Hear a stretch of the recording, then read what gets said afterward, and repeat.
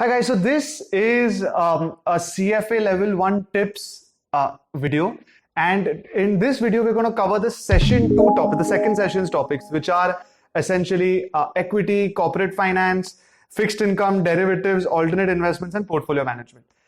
We've already made a video on the first session, and it's important that the subjects in the second session you'll prepare for, not just to pass level 1 obviously, but level 2 and level 3 have a very high weightage of these subjects. So the better your base, the better for you in the long run.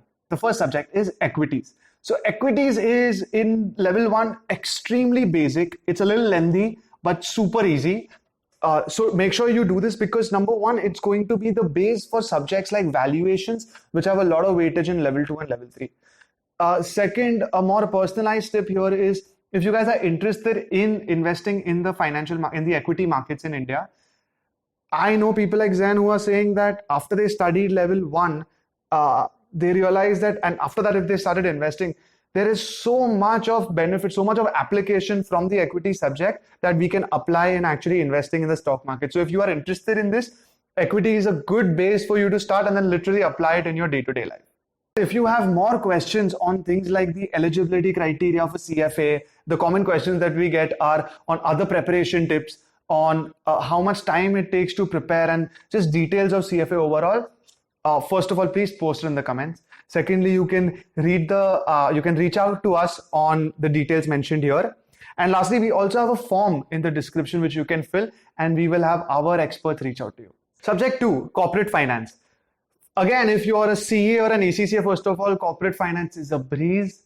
However, if you are a graduate from a commerce background, BAF, BFM, BMS, BCom, you must have covered some of these subjects such as capital budgeting, working capital management, NPV, investment appraisal. And if you have come from an engineering background or something, it wouldn't be too difficult for you to pick this up. Also, it's a very interesting subject for most students at level 1 because this is what you think of when you think of taking up CFA. This sort of embraces finance at its core. So it's a very interesting, very applicable subject, which once you understand, you feel like going and talking to people about it. You feel like going and working in this field just for a few days, few months to experience it. So extremely interesting and fun for most of us. Also, this has a lot of overlap with the concepts you learn from quants as well as from equities. So our suggestion is, again, at Zell, in the academic plan, if you see, we generally cover corporate finance after quants and after equities. So the same suggestion applies to you guys. By the way, guys, hold on. We've been asking all this and most of y'all have been adhering to it, but still 89% of our viewers are not subscribing to the channel. So please click subscribe and then go on with the video. Next, fixed income. Again, unfortunately, just like ethics or just like economics, which a lot of people find boring because it's too theoretical, it's a little lengthy, and it doesn't have too much of number crunching, doesn't have too much of practical sum solving kind of problems.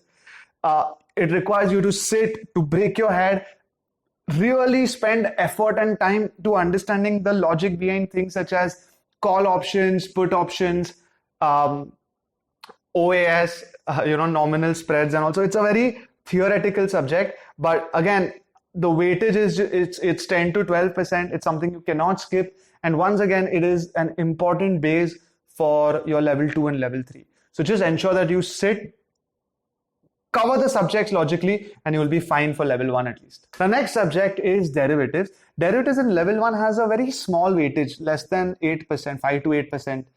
In that range. Now, derivatives looks very tiny. It's, I think, a couple of chapters only, but it requires thorough practice and calculations because, look, when it's small, you think you can do it for, just worst case scenario, you can rote learn it. I had a senior in PwC who in his CA field, when he had cleared his final CA, the subject on financial management in the final level covers a lot of this derivatives and all, and he had rote learned and cleared. He was superb at rote learning. So I know a lot of people in level 1 can mug up derivatives or formulas for call option. What happens if the call option, put option, this happens, how to calculate it. That's fine. But our genuine, honest suggestion is that in level 2, level 3, you won't be able to learn. The weightage of derivatives in level 2, level 3 really increases. And this is the best time to learn the concept thoroughly. Derivatives is one of those subjects where it's not, you either know it and then you know how to solve almost anything in that context, in that range, or you just don't. There is no partial understanding which will give you partial marks and you'll partially pass that subject. So it's an all or nothing subject. Once you go through these couple of chapters, spend a lot of time in practicing and calculating. And if you have friends like here at Zell, again, our faculties who teach derivatives, they understand how to tweak certain examples which the students are solving and then ask them questions around it to solidify their conceptual understanding. If you have people around you who have traded in the markets, who use derivatives either for hedging or for speculation, after you learn this, talk to them, throw around a few questions so that your concepts are cemented, and then only move forward. Do not take derivatives lightly just because it's a small amount of chapters in level 1. Next is alternative investments. Alternative investments is barely 4-5% of weightage. So most people tend to skip it and focus on higher weightage subjects like FRA. Our suggestion is that, look, if you're using the CFA Institute notes, or if you take third-party material like 𝐤𝐞𝐚𝐤, the alternative investments, the quantum is very less. It's barely 20-30 pages in these third-party material subjects. And it's really easy for level 1. Not worth skipping. And most importantly, it has, again, like I said, for all these subjects, it has weightage, high weightage in level 2 and level 3. Don't leave it for later. It doesn't take that much time. Helps you not only pass level 1 with a little more ease, but obviously will going forward will make your level 2, level 3 less cumbersome and tedious. And lastly, portfolio management. Portfolio management, again, less weightage, 5 to 8% in level 1. It has the highest weightage in level 3, by the way, guys. Everything you learn in CFA, by the time you reach level 3, is mostly going to be surrounded by portfolio management. So that's the subject you're learning right now. For level 1, simple. You need to understand the relationship between diversification and risk. You need to learn how to effectively build your portfolio. You need to be able to calculate things like variances on a portfolio, and as well as the capital asset pricing model, or CAPM. These are those kind of concepts that you must learn in portfolio management. Again, even though it's a little less in weight.